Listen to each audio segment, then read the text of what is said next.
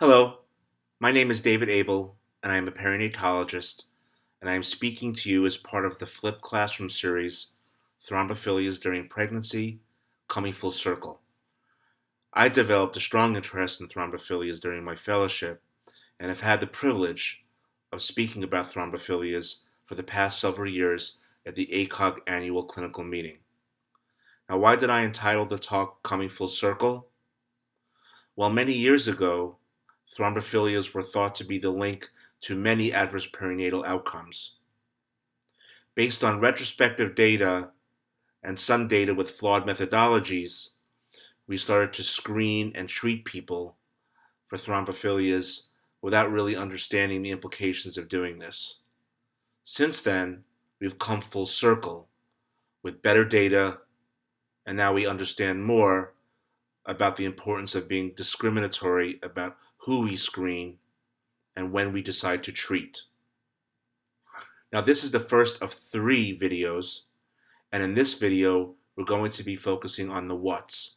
What are thrombophilias, and what is the difference between a low risk and a high risk thrombophilia? Now, throughout all 3 talks, I'm going to be using case presentations. You should have received several articles that I will be referring to throughout the 3 videos. Now, perhaps the 2 best resources to help guide us in terms of taking care of our patients with thrombophilia during pregnancy are the CHEST guidelines from 2012 and the ACOG practice bulletin from 2013, both of which I am showing here. And I have included these references for you. Thrombophilia come in 2 different flavors, if you will, inherited and acquired.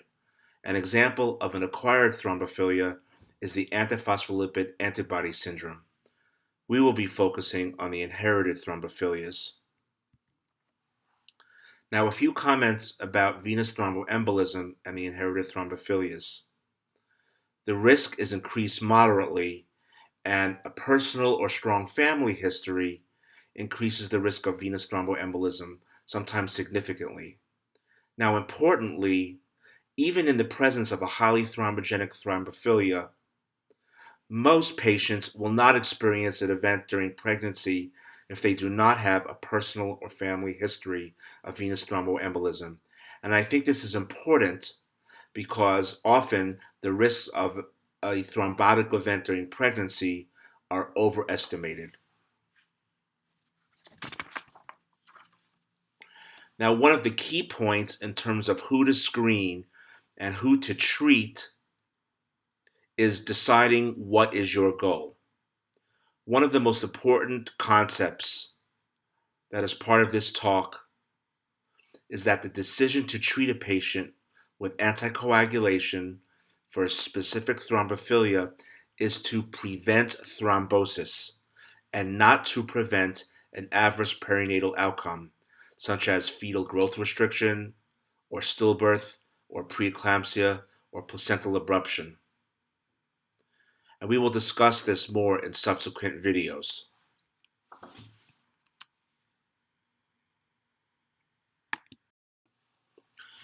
Here is a slide that lists the main thrombophilias. Now, we will discuss this in more detail at the annual meeting, but I would like to highlight a few things. First, the factor V Leiden and prothrombin gene mutations are by far and away the most common inherited thrombophilias, occurring in approximately 5 to 9% and 2 to 3% of the European population, respectively. This is important because it means for many of our patients, if you perform thrombophilia screening, they will test positive for either of these mutations, meaning they are heterozygous, having 1 copy of the mutant gene. As these are both autosomal dominant conditions, having 2 copies, i.e. being a homozygote, confers more of a risk of thrombosis than being a heterozygote. Also note that these are mutations, and detection requires DNA testing. In other words, these are not levels. In some cases, when the intention was to assess for the factor V Leiden mutation, I have seen a factor V level ordered, and this is incorrect. As DNA tests, these should not be affected by active thrombosis, pregnancy itself, or the use of anticoagulation, and this is important in determining when a thrombophilia workup should be performed. Finally, as autosomal dominant conditions, there is the concept of penetrance. With variable penetrance, many who are factor V Leiden heterozygotes will never experience a thromboembolic event during their lifetime. And I think that's a very important point. Now, on the other hand, if the condition for a particular family is highly penetrant, then many family members will have had thrombotic events, often at younger ages, say at ages less than 50. This highlights the importance of taking a good family history. Now notice here I have crossed out MTHFR mutation and hyperhomocystinemia. MTHFR stands for methylene tetrahydrofolate reductase, and there are two polymorphisms associated with this mutation, C677T and A1298C. These polymorphisms are relatively common and result in elevated homocysteine levels. In fact, homozygosity for the MTHFR gene mutation is the most common cause of hyperhomocystinemia. Now, as per the ACOG practice bulletin, MTHFR mutation testing should not be performed. Now, here is where it can get tricky. Your patient may have already had a consultation with, say, a hematologist, and the recommendation of that hematologist may not be in agreement with the guidelines of the ACOG practice bulletin or the CHEST guidelines. Now, would I tell the patient to stop their anticoagulation? No, I wouldn't, but I would try to have a conversation with the hematologist and possibly suggest that the dose is too high. I realize that this can get a little bit tricky, but it's still our job to try to do what is best for the patient. Another point I would like to make is testing for thrombophilias with a thrombophilia panel. Now, many hospitals and clinics have this panel where it is easy to just check off a box. It is important for you to know all the conditions the panel tests for, and I would recommend, if possible, to individualize this screening. What I sometimes see is that we open up a can of worms and sometimes contribute to unnecessary patient anxiety. For example, resist the urge to test for the MTHFR mutation even though it is part of the panel. This may mean that you have to order tests individually.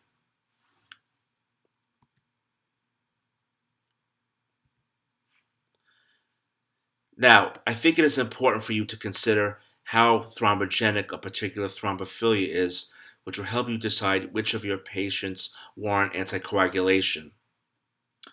It's important to understand the difference between a low and high-risk thrombophilia. A low-risk thrombophilia is not thrombogenic. In other words, the penetrance is not high. So without a personal or family history of thrombosis, patients with a low-risk thrombophilia usually do not warrant anticoagulation.